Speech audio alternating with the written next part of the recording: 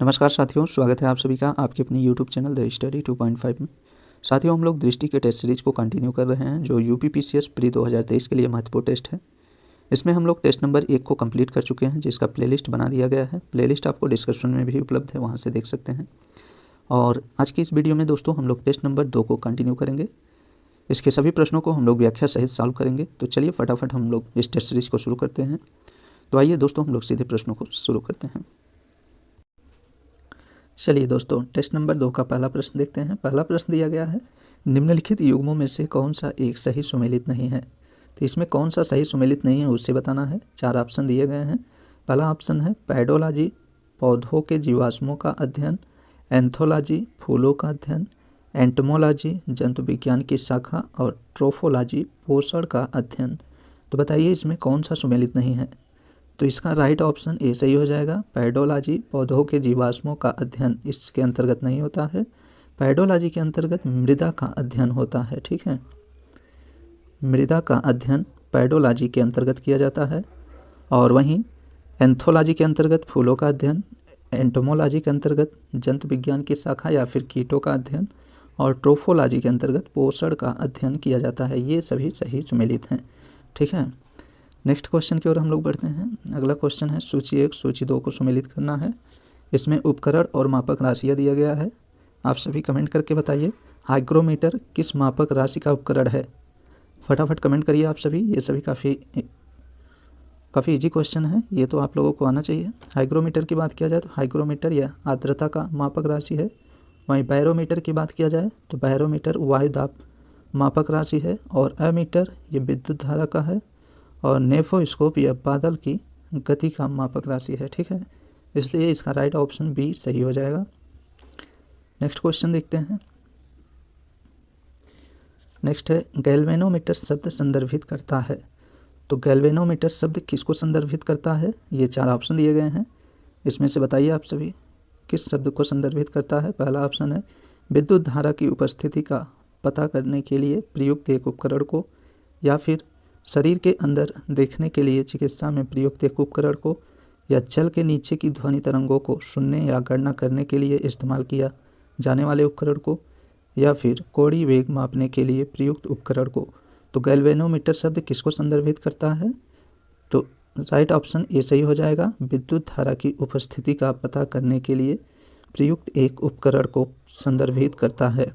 ठीक है, तो इसका राइट ऑप्शन ए सही हो जाएगा। नेक्स्ट है, गोवा में स्थित राष्ट्रीय सीमा शुल्क और जीएसटी संग्रहालय का नाम क्या है। तो इसका ऑप्शन है सलार जंग, धरोहर, विरासत और संगठन। तो गोवा में स्थित राष्ट्रीय सीमा शुल्क और जीएसटी संग्रहालय का नाम धरोहर है। ठीक है, इसका राइट ऑप्शन बी सही हो जाएगा। अगला है, हाल ही में उत्तर प्रदेश के लिए विधायक स्थानीय क्षेत्र विकास निधि को कितना कर दिया गया है। तो इसका ऑप्शन है 5 करोड़, 3 करोड़, 4 करोड़, 3.5 करोड़। तो इसका राइट ऑप्शन ए सही हो जाएगा, 5 करोड़ रुपए।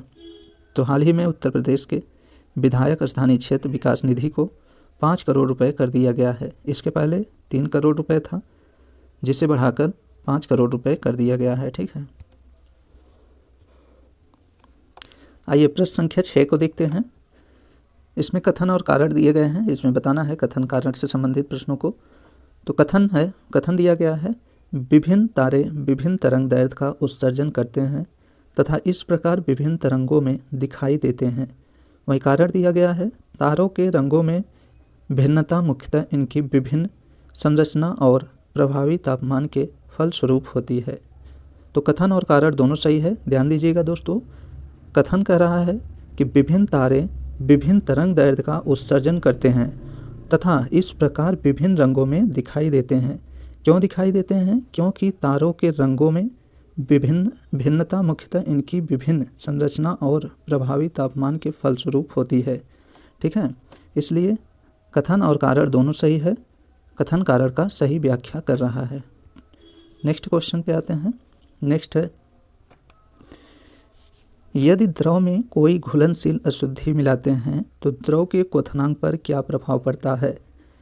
तो आइए देखते हैं इसमें ऑप्शन में, इसमें बढ़ता है या फिर घटता है या फिर स्थिर रहता है या फिर पहले घटता है और फिर बढ़ता है।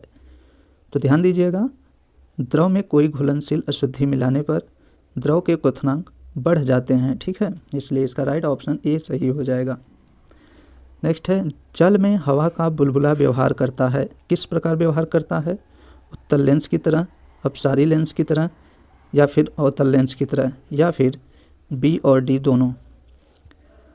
तो ध्यान दीजिएगा, जल में हवा का बुलबुला अवतल लेंस की तरह व्यवहार करता है और अपसारी लेंस की तरह, इसलिए इसका राइट ऑप्शन डी सही हो जाएगा। अवतल और अपसारी दोनों लेंस की तरह काम करता है। चलिए प्रश्न संख्या 9 को देखते हैं। वर्ष 2030 तक 100 मीट्रिक टन कोयला गैसीकरण प्राप्त करने के लिए भारत सरकार द्वारा कितना निवेश करने का निर्णय लिया गया है? आप लोग कमेंट करके बताइए कि वर्ष 2030 तक 100 मीट्रिक टन कोयला गैसीकरण प्राप्त करने के लिए भारत सरकार द्वारा कितना निवेश करने का निर्णय लिया गया है। तो ऑप्शन है 3.5 लाख करोड़, फिर 4 लाख करोड़, 4.5 लाख करोड़, या फिर 5 लाख करोड़। तो इसका राइट ऑप्शन बी सही हो जाएगा, 4 लाख करोड़ रुपए, ठीक है। वर्ष 2030 तक 100 मीट्रिक टन कोयला गैसीकरण प्राप्त करने के लिए भारत सरकार द्वारा कुल 4 लाख करोड़ रुपए निवेश करने का निर्णय लिया गया है। अगला प्रश्न है, जून 2022 में उत्तर प्रदेश सरकार द्वारा निम्नलिखित में से किस फिल्म को कर से छूट प्रदान की गई है? ऑप्शन है भोसले, सम्राट पृथ्वीराज, राम सेतु, या फिर मणिकर्णिका। तो किस फिल्म को कर से छूट प्रदान की गई है? तो सम्राट पृथ्वीराज को। इसका राइट ऑप्शन बी सही हो जाएगा। उत्तर प्रदेश सरकार द्वारा फिल्म सम्राट पृथ्वीराज को कर से छूट प्रदान की गई है। आइए दोस्तों, सूची 1 सूची 2 को मिलाना है। इसमें कुछ शब्दावलियां हैं और उसके विवरण है। बताइए आप सभी, एपी कल्चर शहद उत्पादन, पीसी कल्चर मछली उत्पादन, सेरीकल्चर रेशम उत्पादन, और बीटी कल्चर अंगूर उत्पादन, क्या ये सभी सुमेलित हैं? तो इसका राइट ऑप्शन बी सही हो जाएगा, सभी सही सुमेलित हैं। ध्यान दीजिएगा, एपी कल्चर द्वारा शहद का उत्पादन किया जाता है, पीसी कल्चर मछली पालन, और सेरीकल्चर में रेशम उत्पादन, बीटी कल्चर से अंगूर उत्पादन होता है, ठीक है। ये सही सुमेलित है, इसका राइट ऑप्शन बी सही हो जाएगा। नेक्स्ट क्वेश्चन है, प्राकृतिक या कृत्रिम प्रकाश स्रोतों का प्रकाशित किए जाने पर विभिन्न रंगों को दर्शाता साबुन का बुलबुला उदाहरण है? तो व्यतिकरण का उदाहरण है, ध्रुवण का उदाहरण है, या फिर परावर्तन का, या विवर्तन का। तो किसका उदाहरण है यह? तो व्यतिकरण का है। इसका राइट ऑप्शन ए सही हो जाएगा। ध्यान दीजिएगा, प्राकृतिक या कृत्रिम प्रकाश स्रोतों द्वारा प्रकाशित किए जाने पर विभिन्न रंगों को दर्शाता साबुन का बुलबुला व्यतिकरण का उदाहरण है, ठीक है। और यहाँ भौतिक विज्ञान भौतिक मात्रा दिया गया मात्रक और इसके एसआई यूनिट हैं। चलिए इसे मैच कराते हैं हम लोग। पदार्थ की मात्रा का एसआई यूनिट क्या होता है? तो पदार्थ की मात्रा का एसआई यूनिट मोल होता है। वहीं विद्युत धारा का एसआई मात्रक एम्पियर होता है। ज्योति तीव्रता का क्या होता है? तो ज्योति तीव्रता का कैंडला होता है। तापमान केल्विन होता है, ठीक है। तो इसका राइट ऑप्शन बी सही हो जाएगा। तो ध्यान दीजिएगा, पदार्थ की मात्रा का एसआई मात्रक इसका मोल हो जाएगा, और विद्युत धारा एम्पियर, ज्योति तीव्रता का कैंडला, और तापमान का केल्विन होगा। ये सभी क्वेश्चन आप सभी याद रखिए, ये सभी बार बार पूछ लिए जाते हैं एग्जाम में। चलिए प्रश्न संख्या 14 को देखते हैं। भारतीय राष्ट्रीय अंतरिक्ष संवर्धन और प्राधिकरण केंद्र का मुख्यालय कहाँ स्थित है? चलिए ऑप्शन को देखिए, बताइए आप सभी कमेंट करके कि भारतीय राष्ट्रीय अंतरिक्ष संवर्धन और प्राधिकरण केंद्र का मुख्यालय कहाँ है। तो ऑप्शन है तिरुवनंतपुरम, बेंगलुरु, अहमदाबाद, या नागपुर। तो इसका राइट ऑप्शन सी सही हो जाएगा, अहमदाबाद में। जिन लोगों ने अहमदाबाद टिक किया है उनका बिल्कुल सही आंसर है। चलिए प्रश्न संख्या 15 बताइए। प्रश्न दिया है, संत कबीर अकादमी और अनुसंधान केंद्र के संदर्भ में निम्नलिखित कथनों में से कौन सा कथन सत्य है? यहाँ संत कबीर अकादमी और अनुसंधान केंद्र में कौन सा कथन सत्य है, इसमें बताना है। 2 कथन दिया गया है। पहला कथन है, यह मध्य प्रदेश के सागर जिले में स्थित है। दूसरा है, इसका उद्घाटन 5 जून 2022 को पूर्व राष्ट्रपति श्री रामनाथ कोविंद द्वारा किया गया था। तो इसका राइट ऑप्शन सी सही हो जाएगा, केवल कथन 2 सही है। पहला कथन इसमें गलत है, ध्यान दीजिएगा। संत कबीर अकादमी और अनुसंधान केंद्र यह मध्य प्रदेश के सागर जिले में नहीं स्थित है, यह उत्तर प्रदेश के संत कबीर नगर ज़िले में स्थित है। ठीक है, संत कबीर नगर ज़िले में स्थित है, इसलिए यह गलत हो जाएगा कथन पहला। वहीं दूसरा कथन सही है। इसका उद्घाटन संत कबीर अकादमी और अनुसंधान केंद्र का उद्घाटन 5 जून 2022 को पूर्व राष्ट्रपति श्री रामनाथ कोविंद द्वारा किया गया था। ठीक है, इसका राइट ऑप्शन सी सही हो जाएगा। नेक्स्ट देखते हैं, स्त्रियों एवं बच्चों की आवाज़ पुरुषों की अपेक्षा पतली क्यों होती है? तो बताइए आप सभी।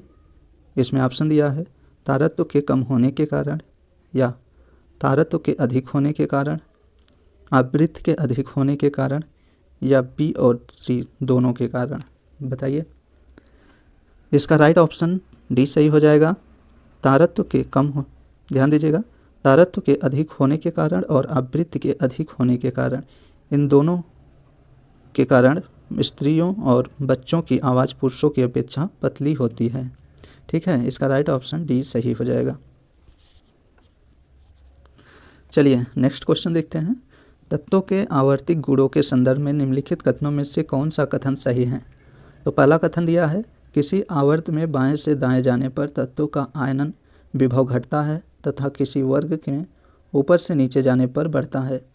दूसरा कथन है आवर्त में बाएं से दाएं जाने पर त्रिज्याएं घटती हैं और किसी वर्ग में ऊपर से नीचे जाने पर बढ़ती हैं। तो दूसरा कथन सही है, वहीं पहला कथन गलत है। आइए देखते हैं पहला कथन क्यों गलत है।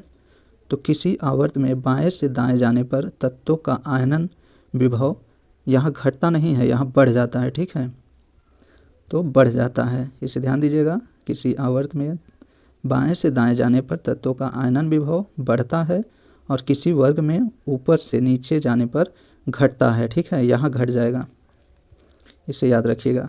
और वहीं दूसरा कथन है आवर्त में बाएं से दाएं जाने पर परमाणु त्रिज्याएं घटती हैं और तथा किसी वर्ग में ऊपर से नीचे जाने पर बढ़ती हैं। ये कथन बिल्कुल सही है, इसलिए इसका राइट ऑप्शन सी सही हो जाएगा। नेक्स्ट देखते हैं। ठंड के दिनों में लोहे के गुटके और लकड़ी के गुटके को प्रातःकाल छूने पर लोहे का गुटका क्यों ज़्यादा ठंडा लगता है? ऑप्शन है लोहे के गुटके का ताप लकड़ी के गुटके से कम होता है, लकड़ी की तुलना में लोहा ऊष्मा का अच्छा चालक है, लकड़ी की तुलना में लोहा ऊष्मा का खराब चालक है, लोहे का गुटका लकड़ी से भारी है। बताइए आप सभी, इसका राइट ऑप्शन क्या होगा? तो इसका राइट ऑप्शन बी सही हो जाएगा। लकड़ी की तुलना में लोहा ऊष्मा का अच्छा चालक है। ठीक है, चलिए नेक्स्ट क्वेश्चन की ओर बढ़ते हैं हम लोग। नेक्स्ट है विश्व दुग्ध दिवस 2022 की थीम क्या थी? ऑप्शन है milk for all, prevent milk and milching animals, dairy net zero, milk and health. बताइए आप सभी कमेंट करके फटाफट, विश्व दुग्ध दिवस 2022 की थीम क्या थी? तो इसका राइट ऑप्शन सी सही हो जाएगा, डेयरी नेट जीरो। ध्यान दीजिएगा, विश्व दुग्ध दिवस 2022 की थीम डेयरी नेट जीरो थी। ठीक है, अगला देखते हैं। जून 2022 में उत्तर प्रदेश के निम्नलिखित में से किस विश्वविद्यालय ने राष्ट्रीय शिक्षा नीति 2020 को लागू करने के लिए एक प्रस्ताव तैयार करने हेतु एक समिति का गठन किया है? तो किस समिति का गठन किया गया है? ऑप्शन है बाबा साहब भीमराव अंबेडकर विश्वविद्यालय, चंद्रशेखर आज़ाद विश्वविद्यालय, बनारस हिंदू विश्वविद्यालय, या डॉक्टर APJ अब्दुल कलाम तकनीकी विश्वविद्यालय। तो इसका राइट ऑप्शन क्या होगा? तो इसका राइट ऑप्शन डी सही होगा, डॉक्टर APJ अब्दुल कलाम तकनीकी विश्वविद्यालय। तो ध्यान दीजिएगा, जून 2022 में उत्तर प्रदेश के निम्नलिखित में से डॉक्टर APJ अब्दुल कलाम तकनीकी विश्वविद्यालय ने राष्ट्रीय शिक्षा नीति 2020 को लागू करने के लिए एक प्रस्ताव तैयार करने हेतु एक समिति का गठन किया है। ठीक है, नेक्स्ट है क्लोरोफाइसी के सदस्य सामान्यतः कहलाते हैं, क्या कहलाते हैं? पीच शैवाल, लाल शैवाल, हरित शैवाल, या उपयुक्त में से कोई नहीं। तो क्लोरोफाइसी के सदस्य सामान्यतः क्या कहलाते हैं? तो आप सभी कमेंट करके बताइए। इसका राइट ऑप्शन सी सही हो जाएगा, हरित शैवाल कहलाते हैं। आप लोग कमेंट करते रहिए ऑप्शन को, जिससे आप सभी का प्रश्न भी सॉल्व हो, जिससे आप सभी का कॉन्फिडेंस भी बढ़ता रहे। यदि आप सभी प्रश्नों को सही कमेंट करके बता रहे हैं तो आपके कॉन्फिडेंस इसमें बूस्ट होता रहेगा और पढ़ने का इंटरेस्ट बढ़ जाएगा। ठीक है, चलिए क्लोरोफाइसी के सदस्य सामान्यतः हरित शैवाल कहलाते हैं। ठीक है, इसका राइट ऑप्शन सी सही हो जाएगा। नेक्स्ट देखते हैं, निम्नलिखित में से कौन सा ध्वनि की गति से अधिक रफ्तार से चलने वाले जेट विमान से उत्पन्न शोर है? तो ऑप्शन है सोनिक बम, सब सोनिक और सुपरसोनिक उपयोग में से कोई नहीं। ध्यान दीजिएगा, निम्नलिखित में से कौन सा ध्वनि की गति से अधिक रफ्तार से चलने वाले जेट विमानों से उत्पन्न शोर है? तो यह सोनिक बूम है। ठीक है, इसका राइट ऑप्शन ए सही हो जाएगा। सोनिक बूम की मैक, इसकी मैक इकाई द्वारा मापा जाता है। ठीक है, देखिए जो ध्वनि की गति से अधिक रफ्तार से चलने वाले जेट विमान होते हैं, इनकी शोर को हम लोग मैक इकाई द्वारा मापते हैं। तो सोनिक बम इसका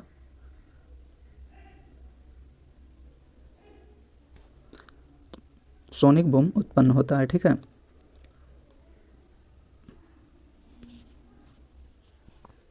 तो सोनिक बूम को मैक इकाई से मापा जाता है। ठीक है, चलिए नेक्स्ट देखते हैं, प्रकाश वर्ष के संदर्भ में निम्नलिखित कथनों में से कौन सा कथन सही है?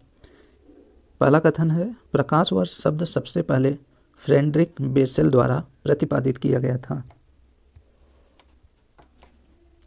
दूसरा कथन है, पृथ्वी सूर्य से लगभग 8 प्रकाश मिनट की दूरी पर स्थित है। तो इसमें दोनों कथन सही हो जाएगा। चलिए, प्रकाश वर्ष शब्द सबसे पहले फ्रेडरिक बेसेल द्वारा प्रतिपादित किया गया था, पहला कथन सही है। दूसरा कथन भी सही है। देखिए, पृथ्वी सूर्य से लगभग 8 प्रकाश मिनट की दूरी पर स्थित है। ठीक है, इसका राइट ऑप्शन बी सही हो जाएगा। एक और दो दोनों कथन सही हैं। नेक्स्ट है, निम्नलिखित में से किसने हाल ही में वर्ल्ड ऑफ वर्क समिट का आयोजन किया?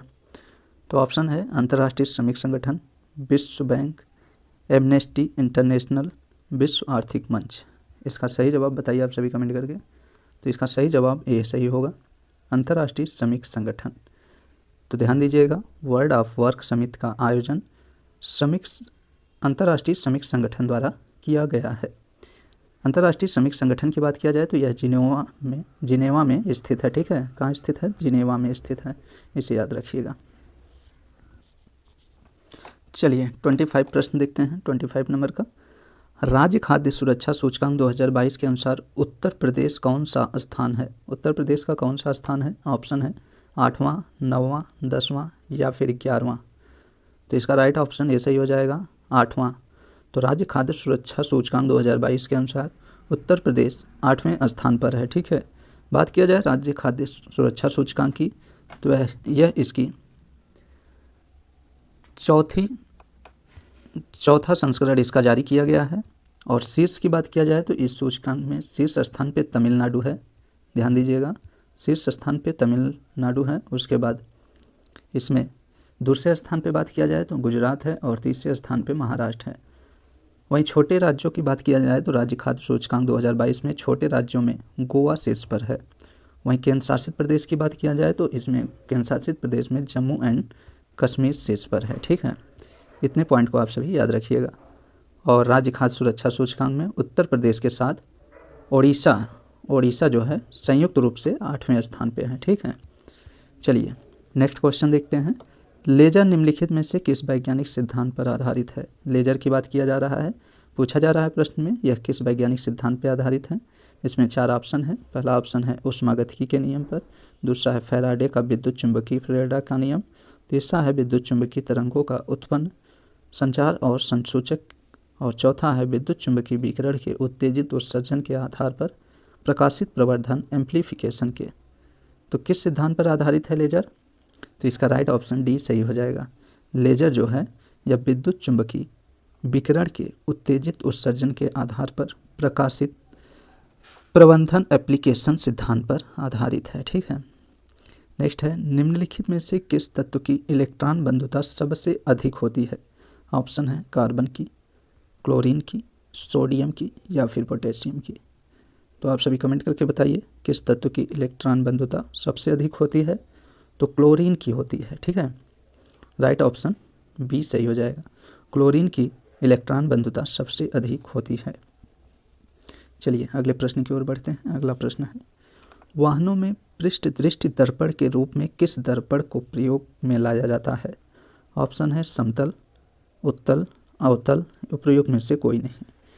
तो इसका राइट ऑप्शन बताइए आप सभी। वाहनों में पृष्ठ दृष्टि दर्पण के रूप में किस दर्पण का प्रयोग किया जाता है? तो इसका राइट ऑप्शन बी सही होगा, उत्तल दर्पण का प्रयोग किया जाता है। नेक्स्ट है, हाल ही में किस राज्य को विश्व तंबाकू निषेध दिवस पुरस्कार 2022 से सम्मानित किया गया? ऑप्शन है हिमाचल प्रदेश, उत्तर प्रदेश, केरल या फिर झारखंड। तो बताइए आप सभी, ये काफ़ी अच्छा क्वेश्चन है, इसका आंसर आप सभी कमेंट में दीजिए। किस राज्य को विश्व तंबाकू निषेध दिवस पुरस्कार 2022 से सम्मानित किया गया है? तो ये झारखंड को सम्मानित किया गया है। ठीक है, इसका राइट ऑप्शन डी सही हो जाएगा। दोस्तों, आप सभी को यह टेस्ट सीरीज अच्छा लगे, आपके काम का हो, तो आप लोग चैनल को प्लीज़ सब्सक्राइब कर लीजिएगा, क्योंकि टेस्ट सीरीज सॉल्व कराने में काफ़ी मेहनत लगती है और इसमें काफ़ी तैयारी करना पड़ता है, फिर जाके ये हो पाता है। तो इसलिए आप सभी इस सपोर्ट के लिए एक सब्सक्राइब जरूर कर दीजिएगा और साथ ही में अपने दोस्तों को ये वीडियो ज़रूर शेयर कर दीजिएगा। चलिए हम लोग कंटिन्यू करते हैं टेस्ट को। अगला है, उत्तर प्रदेश का पहला कार्बन मुक्त क्षेत्र होगा। आप सभी कमेंट करके बताइए, फटाफट कमेंट करिए। उत्तर प्रदेश का पहला कार्बन मुक्त क्षेत्र कौन सा है? ऑप्शन है ताजमहल परिषद, काशी विश्वनाथ धाम, वृंदावन पवित्र शहर, कुशीनगर बौद्ध स्थल। तो कौन सा कार्बन मुक्त क्षेत्र होगा? तो काशी विश्वनाथ धाम होगा। राइट ऑप्शन बी सही हो जाएगा। चलिए अगला देखते हैं, निम्नलिखित में से कौन सा भूरे शैवाल का उदाहरण नहीं है? यहाँ बताना है भूरे शैवाल का उदाहरण कौन सा नहीं है। ऑप्शन है एक्टोकार्पस, लैमिनेरिया, सारगैसम और बोलगाक्स। तो कौन सा उदाहरण बताइए नहीं है इसका? तो इसका राइट ऑप्शन डी सही हो जाएगा, बोलवाक्स भूरे शैवाल का उदाहरण नहीं है। ठीक है, जबकि भूरे शैवाल का उदाहरण एक्टोकार्पस है, लैमिनेरिया है और सारगैसम, ये सभी भूरे शैवाल का उदाहरण है। नेक्स्ट है, टेलीविज़न के दूरस्थ नियंत्रण के लिए किस प्रकार के विद्युत चुंबकीय विकिरण का प्रयोग किया जाता है? इसका ऑप्शन आप सभी कमेंट बॉक्स में दीजिए, क्योंकि सभी लोगों को यह आंसर पता है। टेलीविज़न के दूरस्थ नियंत्रण के लिए किस प्रकार के विद्युत चुंबकीय विकिरण का प्रयोग किया जाता है? ऑप्शन है अवरक्त, पराबैंगनी, दृश्य या उपयुक्त में से कोई नहीं। फटाफट कमेंट करिए आप सभी। तो इसका राइट ऑप्शन ए सही हो जाएगा। जिन लोगों ने अवरक्त किरणों को कमेंट किया है उनका सभी का सही है। चलिए नेक्स्ट देखते हैं। चलिए दोस्तों नेक्स्ट क्वेश्चन देखते हैं, पायरोमीटर द्वारा निम्नलिखित में से किसे मापा जाता है? ऑप्शन है वायुमंडलीय सापेक्ष आर्द्रता, सतह का उच्च तापमान या जल की लवणता और रक्तचाप। किसे मापा जाता है पायरोमीटर के द्वारा? आप सभी बताइए। तो इसका राइट ऑप्शन बी सही हो जाएगा, सतह का उच्च तापमान मापा जाता है। तो पायरोमीटर से सतह का उच्च तापमान मापा जाता है। अगला है, क्यूएस वर्ल्ड यूनिवर्सिटी रैंकिंग 2023 के बारे में निम्नलिखित में से कौन सा कथन सही है? यहाँ क्यूएस वर्ल्ड यूनिवर्सिटी रैंकिंग से प्रश्न पूछा जा रहा है, 2023 में जारी किया गया है। तो इसमें पहला कथन है, क्यूएस वर्ल्ड यूनिवर्सिटी रैंकिंग का द्विवार्षिक प्रकाशन है। दूसरा है, विश्व स्तर पर शीर्ष 1000 विश्वविद्यालयों की सूची में 27 भारतीय संस्थान शामिल हैं। इसमें कौन सा कथन सही है? तो इसका राइट ऑप्शन सी सही हो जाएगा, केवल कथन 2 सही हैं। पहला कथन गलत है। क्यों गलत है? क्योंकि क्यूएस वर्ल्ड यूनिवर्सिटी रैंकिंग का द्विवार्षिक प्रकाशन नहीं होता है, इसका एक वार्षिक प्रकाशन होता है। ठीक है, एक वार्षिक प्रकाशन होता है, इसलिए पहला ऑप्शन गलत हो जाएगा और दूसरा ऑप्शन सही है। विश्व स्तर पर शीर्ष 1000 विश्वविद्यालयों की सूची में भारत के कुल 27 संस्थान शामिल हैं। ठीक है, बात किया जाए इसके पहले कितने संस्थान शामिल थे? तो इसके पहले 22 संस्थान शामिल थे, जिसकी संख्या बढ़कर 2023 में 27 हो गई है। और क्यूएस वर्ल्ड यूनिवर्सिटी रैंकिंग 2023 में बात किया जाए विश्व का शीर्ष विश्वविद्यालय कौन सा है? तो यह यूएसए का मैसाचुसेट्स इंस्टीट्यूट ऑफ टेक्नोलॉजी है। ठीक है, और वहीं भारत की बात किया जाए तो भारत का शीर्ष विश्वविद्यालय क्यूएस वर्ल्ड यूनिवर्सिटी रैंकिंग में कौन सा है? तो यह इंडियन इंस्टीट्यूट साइंस बेंगलुरु है। वहीं समग्र रूप में यह 155वें स्थान पे है और इंडिया में पहले स्थान पर है। ठीक है, इसलिए इसका राइट ऑप्शन सी सही हो जाएगा। अगला प्रश्न देखते हैं। हाल ही में उत्तर प्रदेश सरकार द्वारा शुरू किया गया स्पैरो यूपी पोर्टल किससे संबंधित है? ऑप्शन है महिला सशक्तिकरण से, पीसीएस अधिकारियों की संपत्ति का विवरण से, गरीब कल्याण योजना से या फिर छात्रवृत्ति विवरण से। इसका राइट ऑप्शन बी सही हो जाएगा। Sparrow UP portal Uttar Pradesh सरकार द्वारा स्पैरो यूपी पोर्टल पीसीएस अधिकारियों की संपत्ति का विवरण उपलब्ध कराने से संबंधित है। ठीक है, नेक्स्ट है, इसमें कौन सा एक सुमेलित है, इसमें बताना है कौन सा युग में एक सुमेलित है। तो इसमें अपरमाणु कण और उसके आविष्कारक हैं। तो बताइए आप सभी। ऑप्शन है पॉजिट्रॉन के आविष्कारक चैडविक हैं, प्रोटॉन के आविष्कारक रदरफोर्ड हैं, न्यूट्रॉन के आविष्कारक जे थॉमसन हैं, इलेक्ट्रॉन के आविष्कारक एंडरसन हैं। तो बताइए कौन सा इसमें सही सुमेलित है। तो इसका राइट ऑप्शन बी सही हो जाएगा। प्रोटॉन के आविष्कारक रदरफोर्ड हैं। ठीक है, बात किया जाए पॉजिट्रॉन के आविष्कारक कौन हैं, तो पॉजिट्रॉन के आविष्कारक कार्ल लैंड एंडरसन हैं। ठीक है, कार्ल लैंड एंडरसन पॉजिट्रॉन के आविष्कारक हैं। वहीं न्यूट्रॉन के आविष्कारक की बात किया जाए तो ये चैडविक हैं, और इलेक्ट्रॉन के आविष्कारक की बात किया जाए तो जे थॉमसन हैं। ठीक है, इससे भी आप सभी ध्यान दीजिएगा। और ऑप्शन के अनुसार बी सही है, प्रोटॉन के आविष्कारक रदरफोर्ड हैं। ठीक, चलिए नेक्स्ट देखते हैं।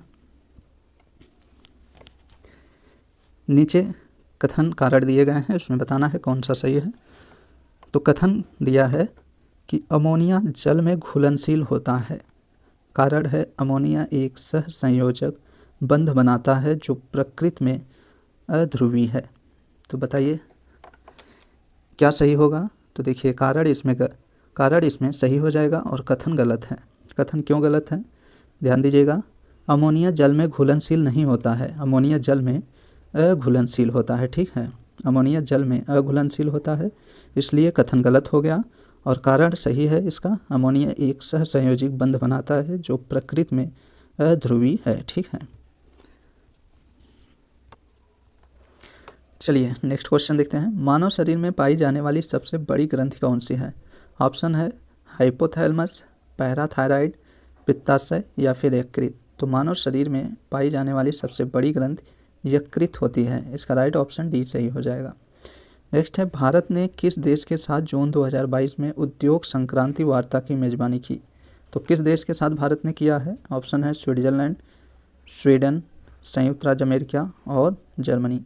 तो किसके साथ किया है भारत? इसका राइट ऑप्शन बी सही हो जाएगा, स्वीडन के साथ। भारत स्वीडन के साथ जून 2022 में उद्योग संक्रांति वार्ता की मेज़बानी की है।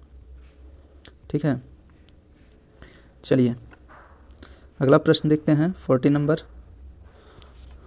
उत्तर प्रदेश के निम्नलिखित में से किस रेलवे स्टेशन को हाल ही में इंडियन ग्रीन बिल्डिंग काउंसिल द्वारा ग्रीन रेटिंग दी गई है? ऑप्शन है Varanasi junction, Prayagraj junction, Agra cantt, Kanpur central. हाँ तो बताइए भैया, आप सभी कमेंट करिए।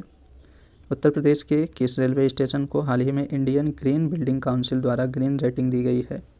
तो यह आगरा कैंट को दी गई है। ठीक है, राइट ऑप्शन इसका सी सही हो जाएगा। आगरा कैंट को उत्तर प्रदेश के द्वारा इंडियन ग्रीन बिल्डिंग काउंसिल, माफ़ करिएगा यहाँ पे देखिए, आगरा कैंट को इंडियन ग्रीन बिल्डिंग काउंसिल के द्वारा ग्रीन रेटिंग दी गई है। ठीक है, अगला है, निम्नलिखित में से कौन सी एक उड़ने वाली मछली है? ऑप्शन है जेली फिश, कटल फिश, हैग फिश या फिर गोल्ड फिश। तो इसका राइट ऑप्शन डी सही हो जाएगा, गोल्ड फिश एक उड़ने वाली मछली है। अगला है, ड्यूरालुमिन के निर्माण में कौन सी धातु शामिल नहीं होती? ऑप्शन है एल्युमिनियम, मैग्नीशियम, कॉपर या फिर जिंक। इसका राइट ऑप्शन हो जाएगा जिंक नहीं शामिल होती हैं। ड्यूरालुमिन में जिंक नहीं शामिल होती हैं, जबकि एल्युमिनियम, मैग्नीशियम और कॉपर शामिल होती हैं। नेक्स्ट क्वेश्चन देखते हैं।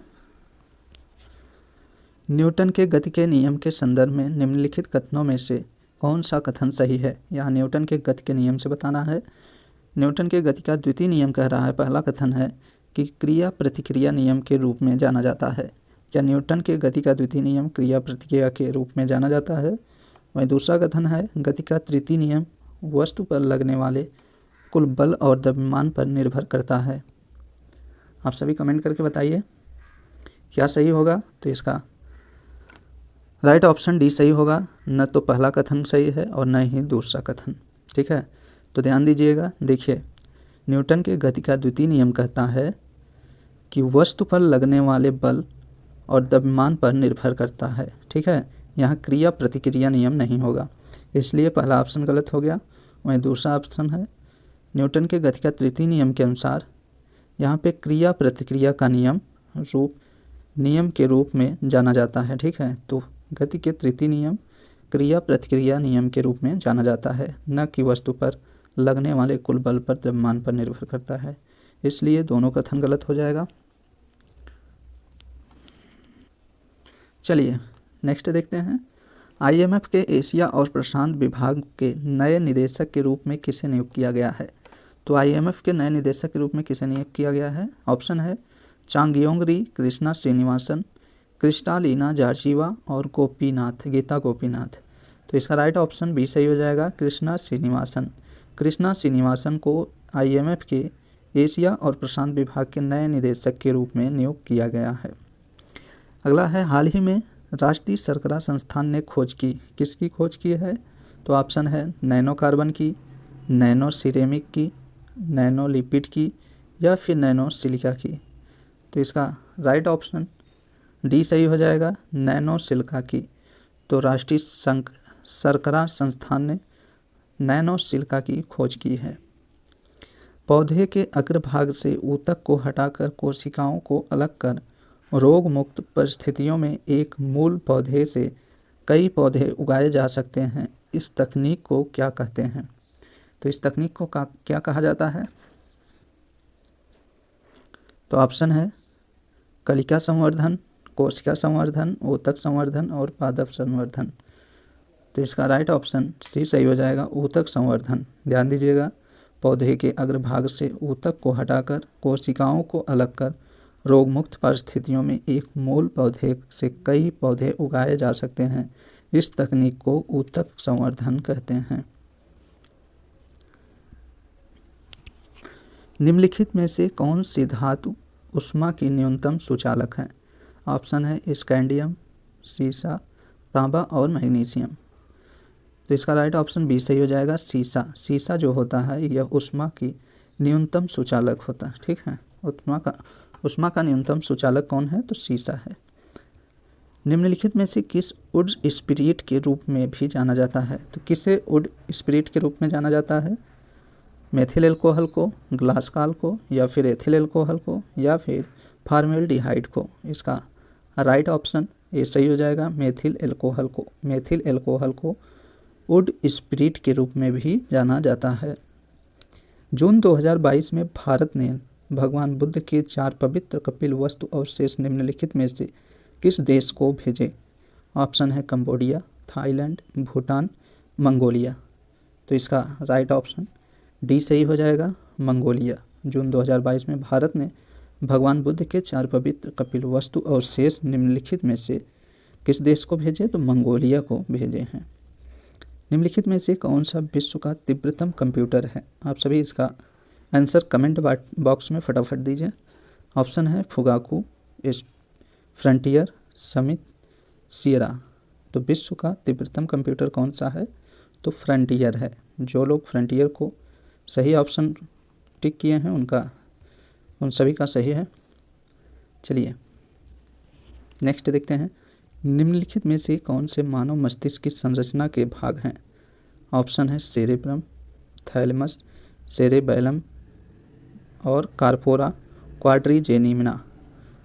तो इसका राइट ऑप्शन सभी हो जाएगा। देखिए, मानव मस्तिष्क की संरचना ये सभी होंगे, जिसमें मानव मस्तिष्क में कौन कौन से भाग आते हैं? तो सेरेब्रम भी आते हैं, थैलेमस भी आते हैं और सेरिबैलम और साथ ही में कार्पोरा क्वाड्रिजेनिमा, ये सभी मानव मस्तिष्क की संरचना के भाग हैं। ठीक है, चलिए नेक्स्ट देखते हैं। निम्नलिखित में से कौन पृथ्वी का सबसे पुराना जीव है? बहुत अच्छा प्रश्न है, आप सभी कमेंट बॉक्स में इसका जवाब दीजिए कि पृथ्वी का सबसे पुराना जीव कौन सा है। ऑप्शन है लाइकेन, अमीबा, कवक, नीलहरित शैवाल। ये लगभग सभी को पता होगा इसका आंसर। तो इसका आंसर राइट क्या होगा, तो नीलहरित शैवाल होगा। ठीक है, तो पृथ्वी का सबसे पुराना जीव नीलहरित शैवाल है। नेक्स्ट देखते हैं,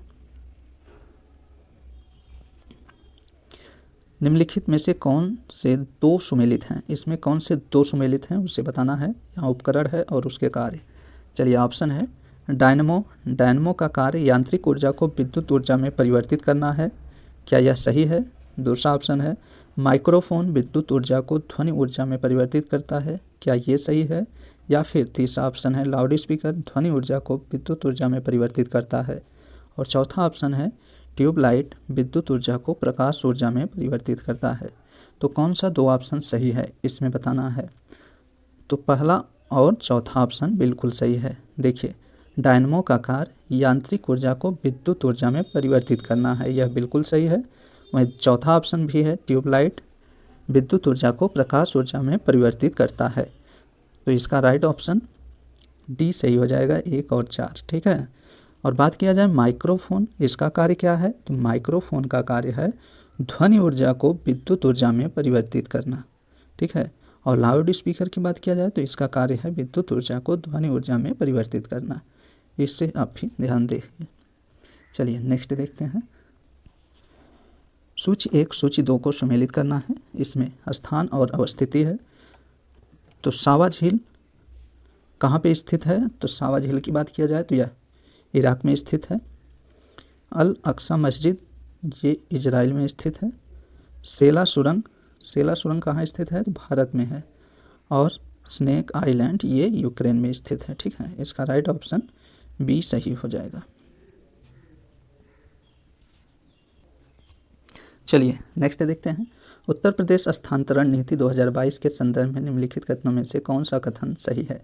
यहाँ सही कथन बताना है। पहला कथन है उत्तर प्रदेश सरकार ने जिले में 5 वर्ष पूर्ण होने पर समूह ए और बी अधिकारियों के स्थानांतरण हेतु स्थानांतरण नीति 2022 का अनुमोदन किया है। तो पहला कथन गलत हो जाएगा। क्यों, क्योंकि उत्तर प्रदेश सरकार द्वारा जिले में 5 वर्ष के जगह 3 वर्ष होगा। ठीक है, 3 वर्ष जिनका कार्यकाल पूर्ण हो जाएगा, जिसमें समूह ए और समूह बी के अधिकारी आते हैं, उन सभी का स्थानांतरण नीति 2022 के अनुसार उनका ट्रांसफ़र या स्थानांतरण कर दिया जाएगा। ठीक है, तो यहाँ 5 वर्ष की जगह 3 वर्ष होगा, इसलिए यह पहला कथन गलत हो जाएगा। दूसरा कथन सही है। ध्यान दीजिएगा, समूह ए और समूह बी के स्थानांतरण सवर्गवार कार्यक्रम अधिकारियों व कर्मचारियों की संख्या के सापेक्ष 20% तक किए जा सकते हैं।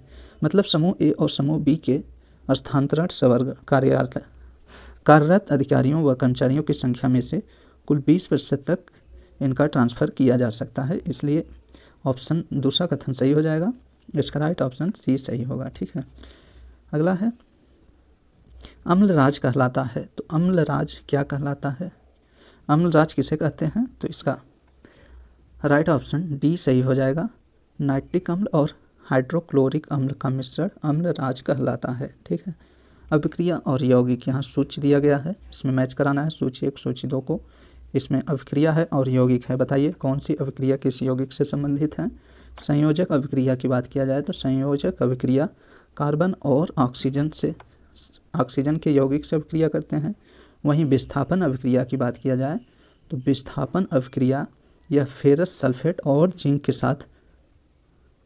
साथ यौगिक के साथ अभिक्रिया करते हैं। और बात किया जाए प्रतिस्थापन अभिक्रिया की तो प्रतिस्थापन अभिक्रिया क्लोरोएथीन व पोटेशियम के साथ इन यौगिक के साथ अभिक्रिया करती है। और अपघटन अभिक्रिया की बात किया जाए तो यह सोडियम हाइड्रोक्साइड के साथ। ठीक है, इसलिए इसका राइट ऑप्शन ए सही हो जाएगा। वही नेक्स्ट देखते हैं, निम्नलिखित में से कौन माता पिता से संतानों में वंशानुगत लक्षणों के हस्तांतरण को नियंत्रित करता है। तो ये जीन करता है। ठीक है, माता पिता से संतानों में वंशानुगत लक्षणों के हस्तांतरण को नियंत्रित जीन करता है। चलिए नेक्स्ट देखते हैं, अल्ट्राथिन हेटेरोप्रोटीन फिल्म में निम्नलिखित में से किस प्रोटीन का उपयोग किया जाता है। तो इसमें किस प्रोटीन का उपयोग किया जाता है? तो इसमें बोवाइन सीरम एल्ब्यूमिन का और लाइसोजाइम 2 और 4, इसका राइट ऑप्शन डी सही हो जाएगा। तो बोवाइन सीरम एल्ब्यूमिन और लाइसोजाइम का प्रयोग अल्ट्राथीन हेटेरोप्रोटीन फिल्म में किया जाता है। अगला है श्रेष्ठ। नेक्स्ट देखते हैं, श्रेष्ठ योजना के संदर्भ में निम्नलिखित में से कौन सा कथन सही है? तो पहला कथन है यह शिक्षा मंत्रालय की एक पहल है। तो पहला कथन गलत हो जाएगा, क्योंकि श्रेष्ठ योजना यह सामाजिक न्याय और अधिकारिता मंत्रालय के अंतर्गत आता है। तो ध्यान दीजिएगा, श्रेष्ठ योजना सामाजिक न्याय और अधिकारिता मंत्रालय का एक पहल है। और दूसरा है इसमें यह अनुसूचित जाति के छात्रों को समर्पित है। तो दूसरा कथन सही है, ठीक है, इसलिए इसका राइट ऑप्शन सी सही हो जाएगा। नेक्स्ट देखते हैं, मानव आँख। देखिए इसे, मानव आँख के भागों के संदर्भ में निम्नलिखित में से कौन सा कथन सत्य है? यहाँ सत्य कथन बताना है। तो कार्निया मानव आँख की एक बाहरी परत है और घने संयोजी ऊतक से बना है। तो यह गलत हो जाएगा, क्योंकि कार्निया मानव आँख की एक बाहरी परत नहीं है, ये श्वेत पटल मानव आँख की एक बाहरी पटल होता है, ठीक है, इसलिए यह कथन गलत हो जाएगा। दूसरा कथन है कार्निया का आंतरिक भाग श्वेत पटल कहलाता है। तो ये भी कथन गलत है, क्योंकि श्वेत पटल का आंतरिक भाग कार्निया कहलाता है, न कि कार्निया का आंतरिक भाग श्वेत पटल कहलाता है, इसलिए पहला और दूसरा कथन गलत हो जाएगा। वही तीसरा कथन है कोराइड में कई रक्त वाहिकाएँ होती हैं तथा रंग में नीला दिखाई देता है। कोराइड में कई रक्त वाहिकाएँ होती हैं तथा रंग में नीला दिखाई देता है। तो यह कथन सही है। वहीं चौथा कथन सही, रेटिना में अंदर से बाहर की ओर तंत्रिका कोशिकाओं की 3 परतें नाड़ी ग्रंथि कोशिकाएं और द्विध्रुवी कोशिकाएं तथा फोटो रिसेप्टर कोशिकाएं होती हैं। तो तीसरा और चौथा ये दोनों कथन सही हैं, इसलिए इसका राइट ऑप्शन सी सही हो जाएगा। अगला है आयोडीन की प्राप्ति होती है। तो आयोडीन की प्राप्ति लेमिनेरिया से होती है, ठीक है, आयोडीन की प्राप्ति लेमिनेरिया से होती है। चलिए नेक्स्ट देखते हैं हम लोग। ऊर्जा, ध्यान दीजिएगा, ऊर्जा का एसआई मात्रक क्या है? तो ऊर्जा का एसआई मात्रक जूल है। भाला फेंक चैंपियन नीरज चोपड़ा से संबंधित निम्नलिखित घटनाओं पर विचार कीजिए और उन्हें कालानुक्रम व्यवस्थित कीजिए। कालक्रम से व्यवस्थित करना है नीरज चोपड़ा से संबंधित कथनों को। तो इसमें है उन्हें नया राष्ट्रीय रिकॉर्ड बनाते हुए पाओ नूर्मी गेम्स में 89.30 मीटर थ्रो किया। तो ये कब किया था? तो ये वर्ष 2022 में किया था, ठीक है, यहाँ 2022 हो जाएगा। वहीं उन्होंने ओलंपिक में गोल्ड मेडल जीता। तो कब जीता था? 2021 के टोक्यो ओलंपिक में गोल्ड मेडल जीता था। और तीसरा ऑप्शन है उन्होंने फिनलैंड में आयोजित कुओर्टेन गेम्स में स्वर्ण पदक जीता। तो कब जीता था? तो 2022 में।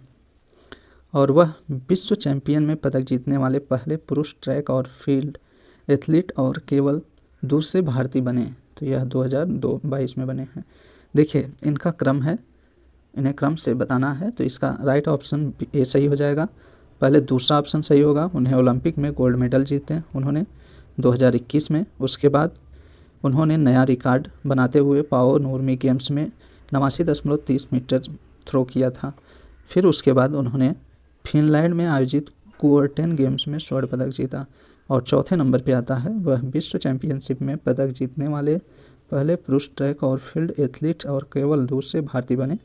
तो 2022 में बने हैं, इसलिए इसका राइट ऑप्शन ए सही हो जाएगा। चलिए नेक्स्ट देखते हैं। हाल ही में उत्तर प्रदेश सरकार ने फैसला किया है कि अब अस्पतालों का नामकरण किया जा सकता है। तो किस पे किया जाएगा? तो ज़मीन दान देने वाले के नाम पर। तो उत्तर प्रदेश सरकार ने फैसला किया है कि अस्पतालों का नामकरण ज़मीन दान देने वाले के नाम पर किया जाएगा। कुनैन दवा उपयोग निम्नलिखित में से किस रोग के उपचार के लिए किया जाता है? तो कुनैन दवा किस रोग के लिए किया जाता है? तो मलेरिया के लिए किया जाता है। चलिए अगला देखते हैं। अगला है आर्गन, पोटेशियम, कैल्शियम उदाहरण हैं। इसके देखिए इनके जो परमाणु संख्या हैं सभी भिन्न भिन्न हैं। परमाणु संख्या आर्गन का 18 है और कैल्शियम का 20 है और पोटेशियम का 19 है, जबकि परमाणु भार जो है, माफ़ करिएगा, द्रव्यमान मान इसका समान है, सभी का द्रव्यमान 40 है। तो उन्हें क्या कहते हैं, ये किसके उदाहरण हैं, तो समभारिक के उदाहरण हैं। समभारिक क्या होता है, तो समभारिक उसे कहते हैं, समभारिक के उदाहरण कैसे होते हैं, तो ये विभिन्न रासायनिक तत्वों के परमाणु होते हैं जिनके परमाणु द्रव्यमान समान, जिनके परमाणु द्रव्यमान समान होते हैं, लेकिन उनकी परमाणु संख्या भिन्न भिन्न होती हैं। उन्हें क्या कहते हैं, तो समभारिक कहते हैं। ठीक है, चलिए नेक्स्ट क्वेश्चन देखते हैं। निम्नलिखित में से कौन स्फुरदीप्ति का उदाहरण नहीं है? इसमें कौन सा स्फुरदीप्ति का उदाहरण नहीं है उसे बताना है। तो कुनेन सल्फेट स्फुरदीप्ति का उदाहरण नहीं है। तो ये किसका उदाहरण है, तो यह प्रतिदीप्ति पदार्थ का उदाहरण है। प्रतिदीप्ति पदार्थ का उदाहरण कुनेन सल्फेट है। ठीक है, बाकी जिंक सल्फेट, कैल्शियम सल्फेट और बेरियम सल्फेट ये सभी स्फुरदीप्ति के उदाहरण हैं। नेक्स्ट है, निम्नलिखित में से कौन सा युग्म सही सुमेलित नहीं है? यहाँ बताना है कौन सा युग्म सही सुमेलित नहीं है। तो NHRC that is national human rights commission अर्थात राष्ट्रीय मानवाधिकार आयोग, इसके अध्यक्ष क्या रंजन प्रसाद गोसाई हैं? तो यह गलत हो जाएगा, इसलिए इसका राइट ऑप्शन ए सही हो जाएगा, क्योंकि राष्ट्रीय मानवाधिकार आयोग के अध्यक्ष कौन हैं? तो अरुण कुमार मित्र हैं। अरुण कुमार मित्र राष्ट्रीय मानवाधिकार आयोग के अध्यक्ष हैं। राष्ट्रीय मानवाधिकार आयोग की बात किया जाए तो इसकी स्थापना 1993 में हुई थी। ठीक है, यहाँ 9 होगा, 93 में हुई थी। वहीं चीफ ऑफ डिफेंस स्टाफ के अध्यक्ष अनिल चौहान हैं। नीति आयोग के CEO परमेश्वर अय्यर हैं और चुनाव आयुक्त अरुण गोयल हैं। ठीक है, ये सभी सही सुमेलित हैं। चलिए नेक्स्ट देखते हैं।